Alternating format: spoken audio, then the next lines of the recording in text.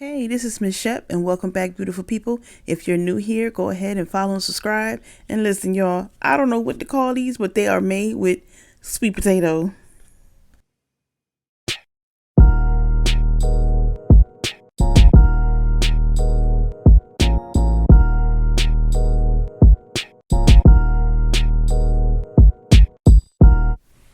Okay, so I wanted to use the rest of my leftover sweet potato pie filling to make sweet potato pie cookies. I've made these before and they are so delicious. And so I started off like I always do when I'm making homemade cookies. My sugars, my butter, there's my pie filling, right? Mix it all up, get that all whipped, and then you add your egg, a little bit of vanilla, and then I added my flour. And then mix it all together, take the cookie dough, put it in the fridge for an hour or so, right? Let me tell y'all something.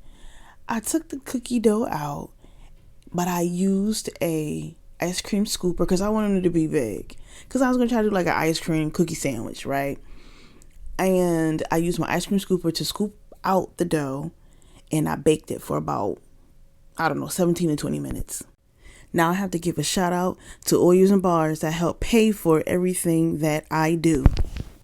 Oils and Bars oat milk and citrus soaps are made with real hydrating and moisturizing oat milk, real skin brightening and skin lightening citrus. Your skin is beautiful and deserves the best soap. Get with the program. I love her soap.